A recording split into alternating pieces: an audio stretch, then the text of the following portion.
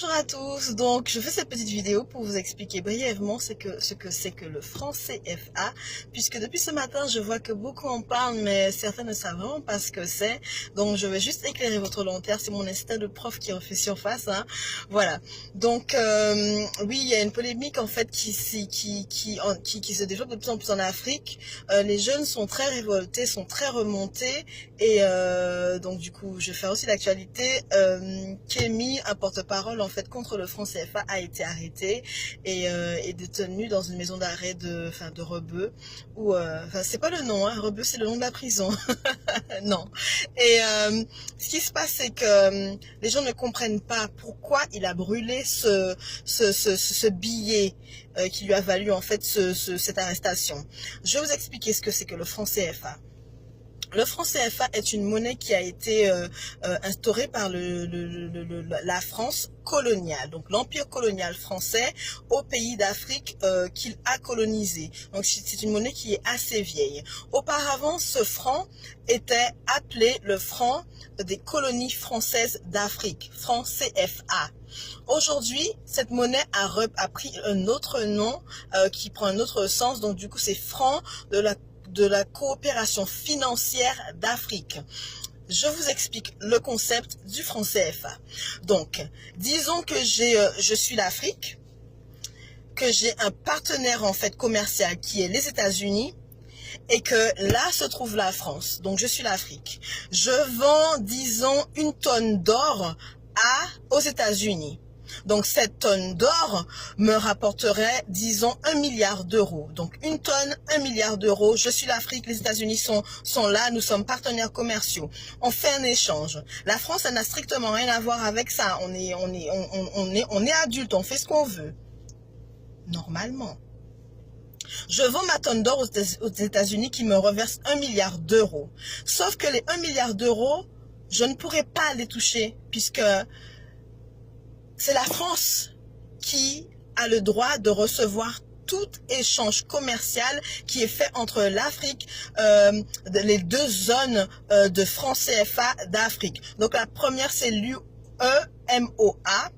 et la deuxième, je vous le dis rapidement, l'UEMOA et la CEMAC.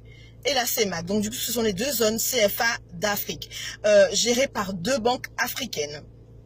Donc moi, au lieu que les 1 milliard me soient versés à moi, à mes deux banques, à mes caisses, là, tous les 1 milliard sont versés à la France. La France agit comme un père tout puissant, en fait, qui gère les finances de la zone franc CFA. Sur ces 1 milliard, la Banque de France va décider de la somme qu'elle voudra bien me reverser. Oui, je sais, même si c'est moi qui ai produit l'or, même si c'est moi qui ai produit, qui ai cherché le partenaire commercial, c'est quand même à la France en fait de décider. Donc du coup, si elle veut me reverser 10 000 euros sur ces 1 milliard, elle est tout à fait libre de le faire. Je vous explique pourquoi. Donc, le contexte. La période coloniale, elle est terminée. La France entre en guerre contre les nazis, la Seconde Guerre mondiale, 39-45. La France, elle est extrêmement appauvrie. Il ne lui reste plus rien, sa population a diminué, il faut tout reconstruire.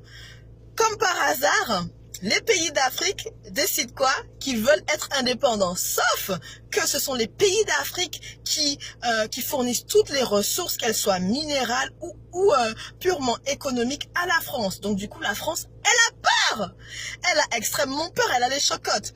Qu'est-ce qu'elle décide? Le général de Gaulle décide de donner l'indépendance. Enfin, quand on dit donner, non. Parce que, bon, les pays d'Afrique se sont vraiment battus, se sont sacrifiés pour leur indépendance. Le général de Gaulle concède bien à un compromis. Donc, du coup, le compromis, c'est quoi? On vous donne votre indépendance humaine, enfin, dans les faits, sur les papiers, vous êtes indépendant, mais économiquement, vous restez attaché et soumis à la France. Donc, la monnaie sera gérée par nous. Nous allons imprimer les billets, nous allons vous fournir les billets et toute transaction, tout échange financier fait par l'Afrique avec les autres pays du monde sera géré par la France. Donc, il faudra la légitimité et l'aval de la France pour pouvoir vivre économiquement. Vous me direz que c'est un peu bizarre. Non, c'est pas bizarre. C'est exactement ce qui se passe depuis la période des indépendances, des années 50, 60, période post-coloniale. Je vous jure.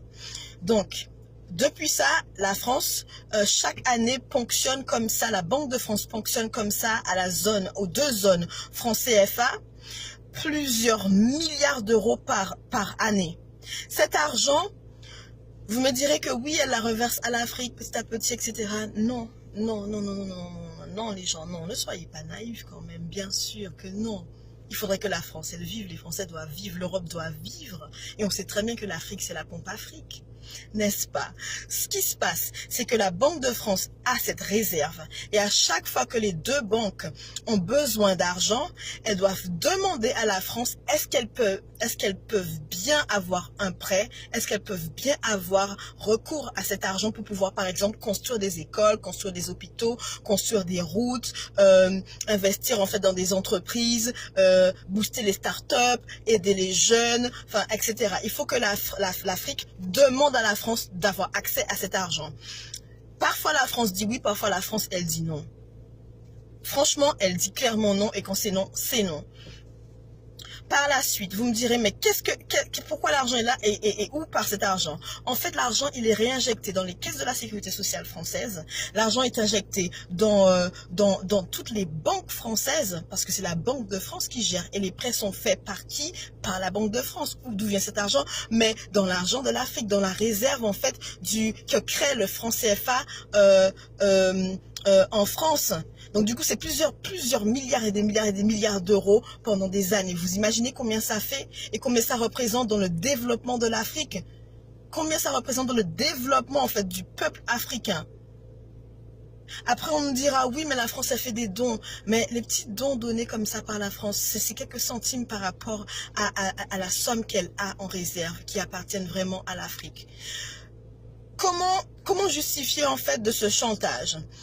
Ce que la France, elle fait, c'est qu'elle imprime les billets ici en France à chamalière.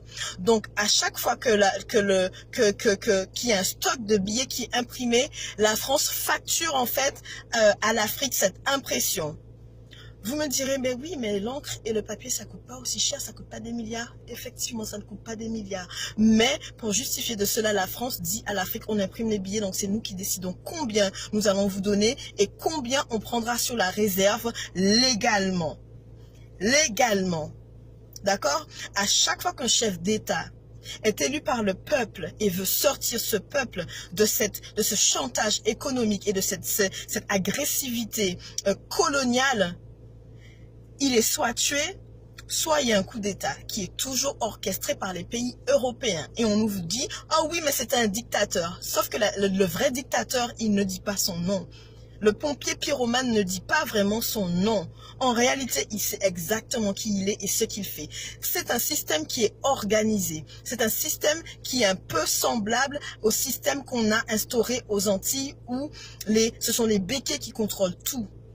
Ils font flamber les prix de l'agroalimentaire et les autres n'ont pas le choix. On est obligé de survivre, on est obligé de vivre. Donc on fait quoi? On paye.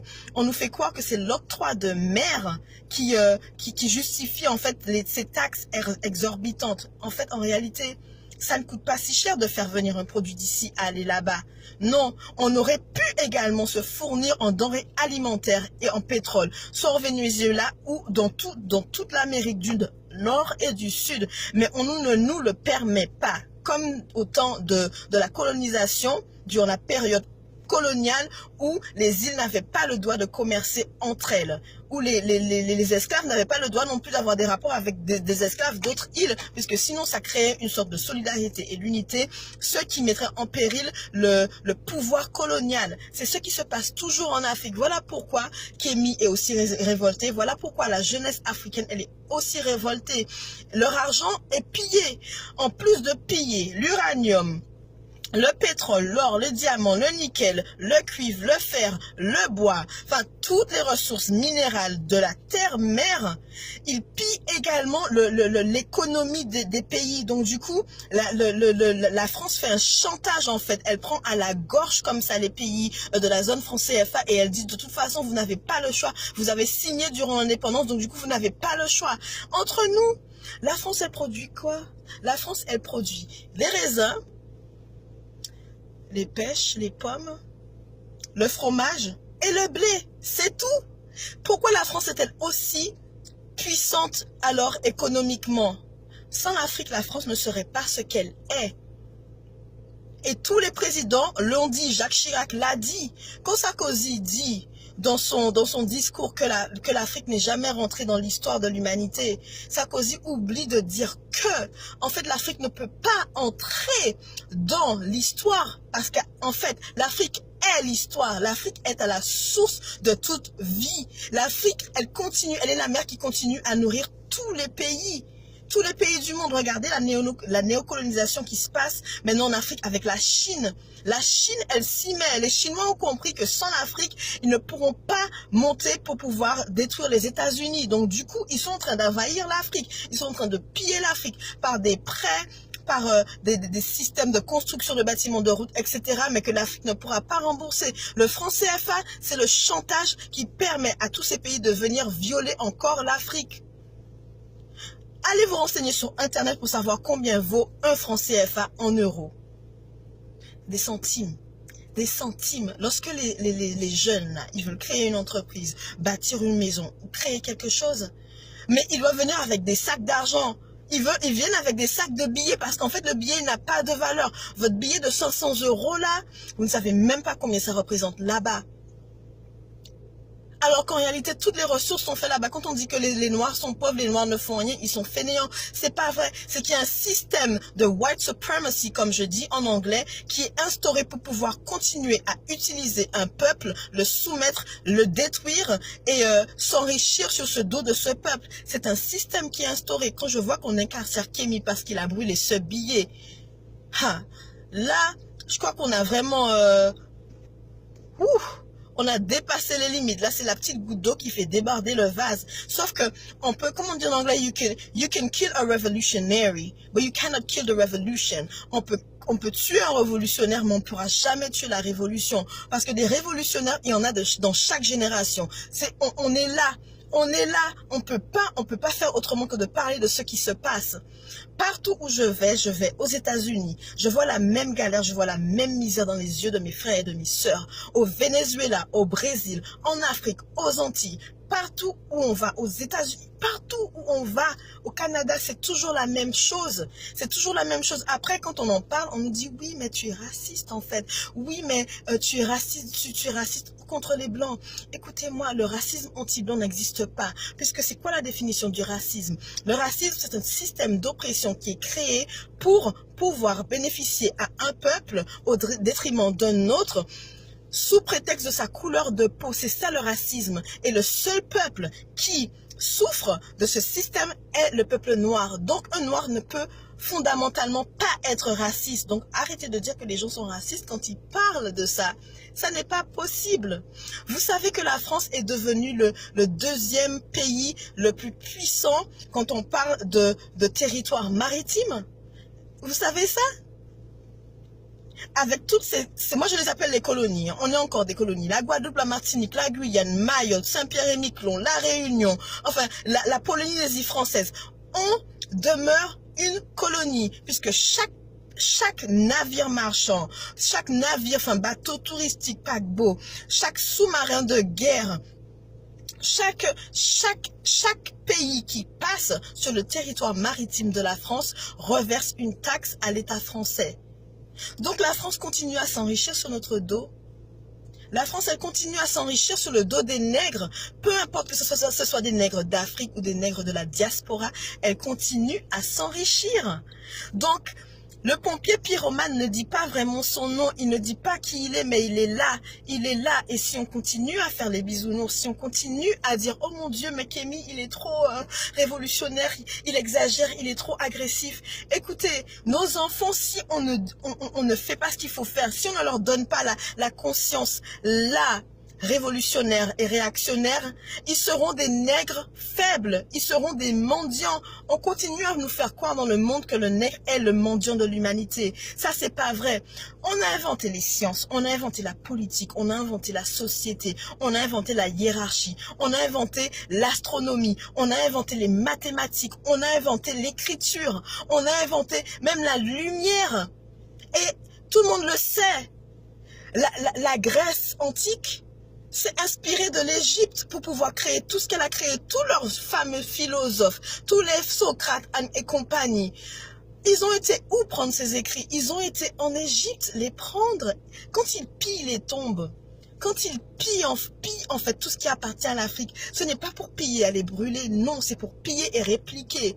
Alors quand on me fait un film qui s'appelle The Gods of Egypt et qu'on me met que des blancs dedans, j'ai envie de dire, hé les gars, really?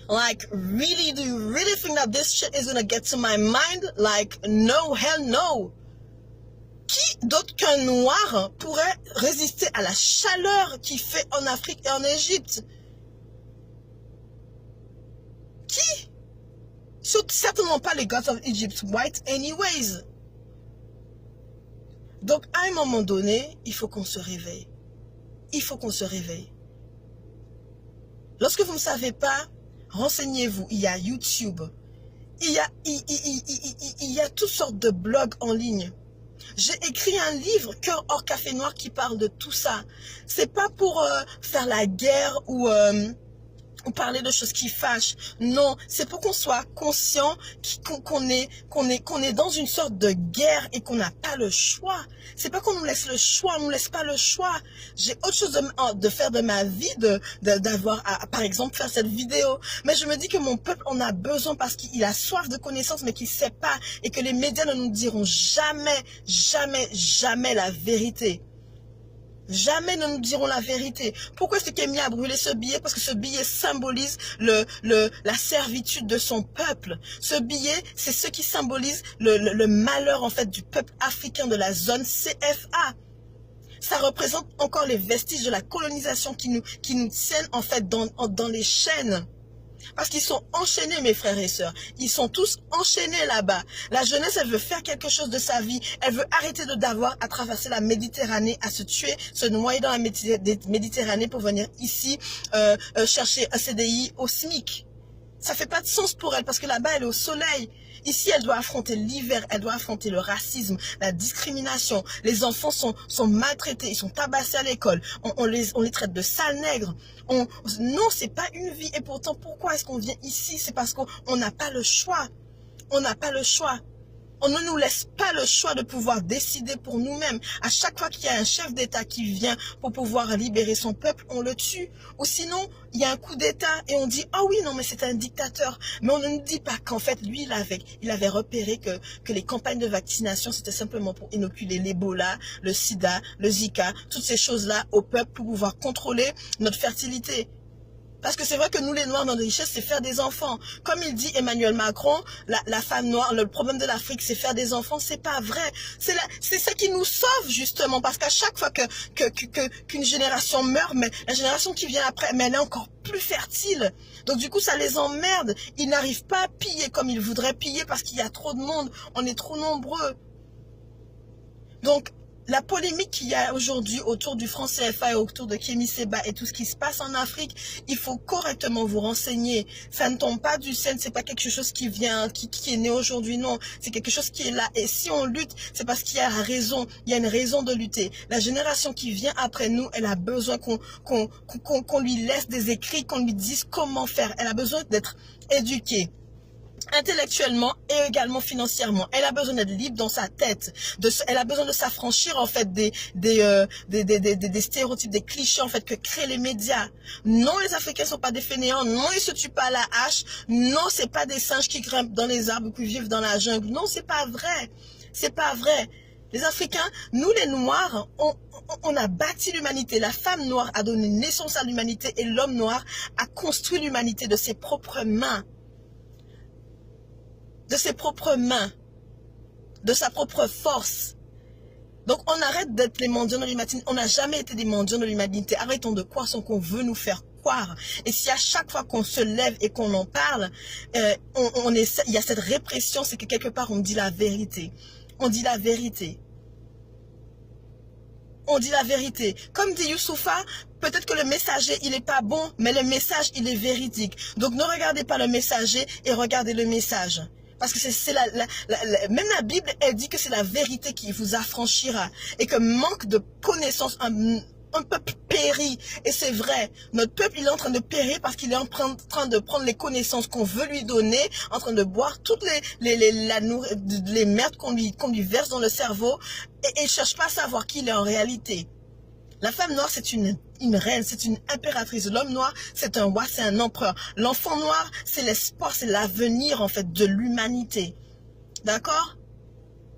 Renseignez-vous, cherchez à savoir, cherchez, arrêtez de passer des heures et des heures et des heures dans des téléphones à regarder les réseaux sociaux et toutes les merdes qui passent à la télé, les anges de je sais pas quoi, à Miami ou à Mexico ou à Marseille, je sais pas. Tout ça c'est fait pour vous abrutir là-haut. Et quand vous êtes abruti, la vérité elle arrive pas à votre cerveau. Et quand vous entendez la vérité, vous dites mais c'est quoi encore cette merde? C'est quoi encore cette théorie? Mais non. Non, et on vit dans un monde où c'est maintenant, ça va de plus en plus vite. L'univers est de notre côté, Dieu est de notre côté, c'est à nous maintenant de nous réveiller, de nous dire stop, fini, c'est fini.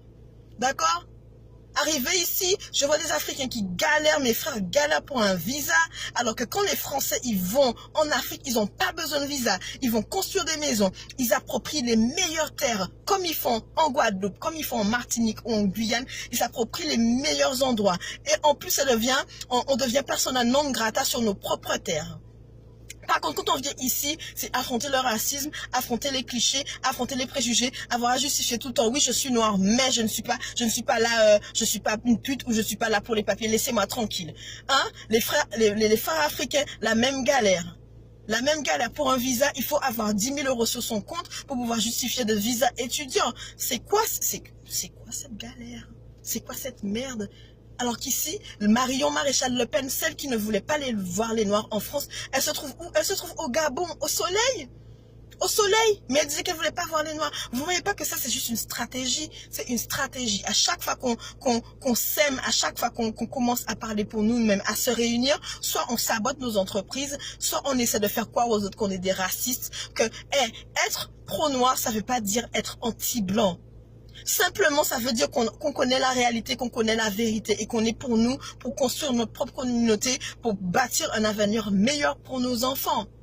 Il faut qu'on arrête de faire l'amalgame quand même. Arrêtons de faire l'amalgame. Il est temps qu'on se réveille, qu'on arrête de s'abrutir, qu'on se réveille et qu'on cherche à savoir. Il y a des livres, il y a YouTube, il y a Internet, il y a tout, il y a tout. Il y a tout. Il y a tout.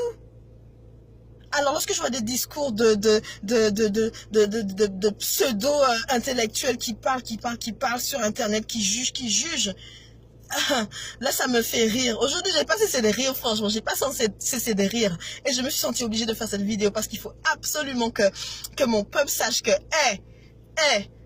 on n'est pas ce qu'on veut nous faire croire qu'on est. Non, on est bien plus que ça. On est l'avenir de l'humanité, on est l'avenir du monde. Il serait temps de marcher la tête haute. On est fiers de qui on est, on avance, on apprend aux enfants ce qu'ils devraient savoir. Pas ce que l'éducation nationale leur dit. J'étais censée être prof, j'ai arrêté.